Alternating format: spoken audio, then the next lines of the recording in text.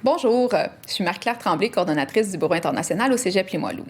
Aujourd'hui, je m'adresse aux candidats internationaux qui souhaitent étudier au Canada et qui réalisent probablement qu'il s'agit d'un projet ambitieux qui demande une préparation minutieuse.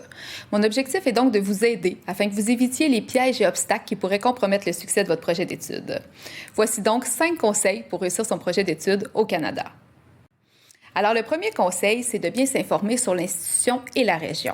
Donc, vous savez probablement que le Canada est un très grand pays de 10 000 km et qu'il y a 10 provinces. La majorité des provinces sont anglophones et le Québec est la seule province francophone.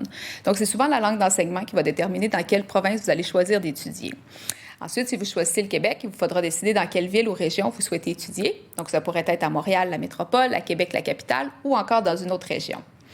Je vous invite ensuite à valider si l'institution dans laquelle vous voulez étudier est publique ou privée. Donc, on est conscient que dans certains pays, l'enseignement privé jouit d'une réputation enviable. Alors qu'au Québec, les institutions publiques sont vraiment gages d'un enseignement de qualité et vous allez être assuré d'un système d'assurance qualité rigoureux. Alors, un deuxième conseil, c'est de bien choisir son programme d'études. Donc, en venant étudier au Canada, vous aurez le choix entre 3 niveaux d'études, soit le niveau professionnel, le niveau technique qui est offert dans les cégeps ou le niveau universitaire dans les universités.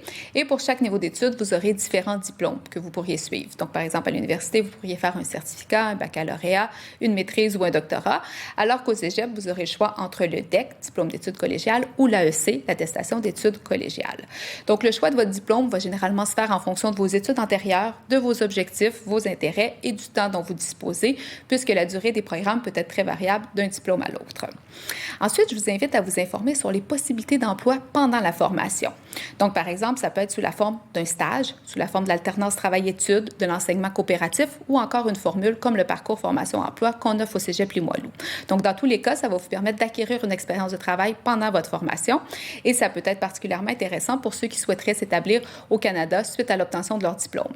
D'ailleurs, si c'est votre cas, je vous invite également à vous informer sur les taux d'insertion professionnelle du programme qui vous intéresse, puisque ça peut également être très variable d'un programme à l'autre.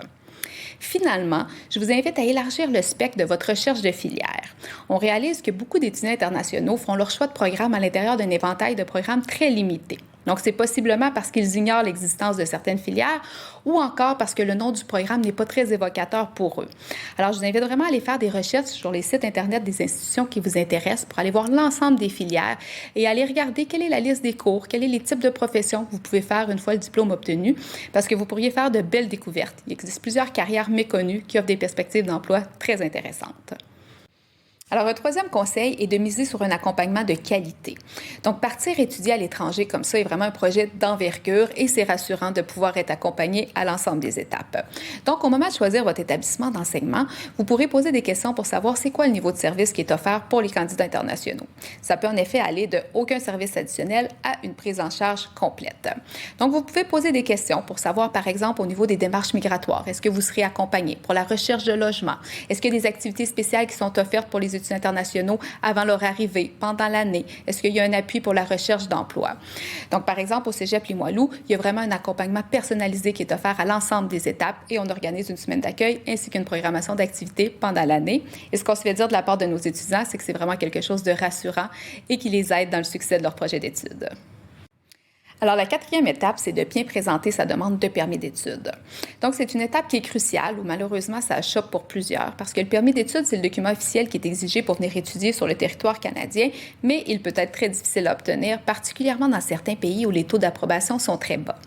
Donc, un élément qui est très important, c'est que vous devrez faire la démonstration que vous avez les capacités financières pour venir étudier au Canada et financer votre première année d'études. Donc, dès le dépôt de la demande de permis d'études, vous devrez démontrer que vous avez les capacités pour payer une première année d'études, soit vos frais de subsistance et vos frais de scolarité, ce qui égale un montant qui est environ 25 à 30 000 canadiens. Alors, c'est une première question à vous poser si vous disposez de ces sommes-là. Et sinon, au Cégep Limoilou, on est vraiment conscient que c'est une étape qui est importante. Alors, on va vous accompagner dans la réalisation de ces démarches-là et vous aurez la possibilité que votre demande de CAQ, Certificat d'acceptation du Québec, et votre demande de permis d'études soient révisées par un avocat spécialisé en immigration. Alors, on veut vraiment mettre toutes les chances de votre côté pour que vous puissiez obtenir votre permis d'études et venir étudier dans notre établissement. Alors, le dernier conseil, c'est de faire attention à la fraude. Malheureusement, dans les dernières années, on a vu se multiplier les tentatives de fraude sur la scène de l'éducation internationale. Donc, par exemple, ça peut prendre la forme d'un site web factice qui représente une université ou un collège qui n'existe pas, où ils vont vouloir récolter des demandes d'admission et des frais d'inscription qui, évidemment, ne seront jamais remboursés.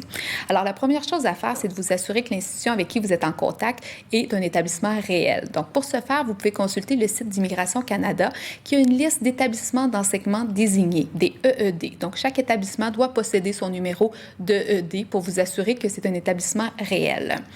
Ensuite, c'est de vous assurer que les personnes avec qui vous êtes en contact sont des représentants officiels de l'établissement ou des employés. Donc, une bonne façon de le faire, c'est de regarder l'adresse courriel. Donc, par exemple, au Canada, les établissements d'enseignement, généralement, vont donner des adresses courriels à leurs employés qui sont toujours sous le même modèle. Donc, vous allez avoir le nom de l'employé, un arrobas, le nom de l'établissement et .ca. Donc, si vous recevez des courriels provenant de personnes avec des adresses Hotmail ou Gmail, vous êtes toujours mieux de vérifier directement auprès de l'établissement pour vous assurer que ce sont des représentants désignés de l'établissement. Parce que ce pourrait être effectivement des agents d'éducation qui peuvent représenter l'établissement, mais il vaut toujours mieux s'en assurer. Surtout dans le cas où vous faites demander de faire des paiements ou des versements. Sinon, un dernier élément important, c'est que si vous choisissez de vous faire accompagner pour vos démarches d'immigration, assurez-vous que la personne est autorisée à le faire et possède une accréditation. Parce qu'en vertu de la loi canadienne, pour donner des conseils en matière d'immigration ou offrir un accompagnement, il faut être soit un CRIC, un conseiller réglementé en immigration canadienne, ou un CRIE, un conseiller réglementé en immigration pour les étudiants étrangers. Alors, c'est vraiment des éléments qui sont très importants parce que ce serait dommage qu'en raison de personnes malveillantes, votre projet d'études au Canada soit compromis. Alors, j'espère que ces quelques conseils vous seront utiles et vous permettront de réaliser votre projet d'études au Canada, car il s'agit véritablement d'un investissement stratégique pour votre avenir. Alors, je vous souhaite du succès dans vos démarches et ce sera un honneur de vous accueillir dans notre établissement.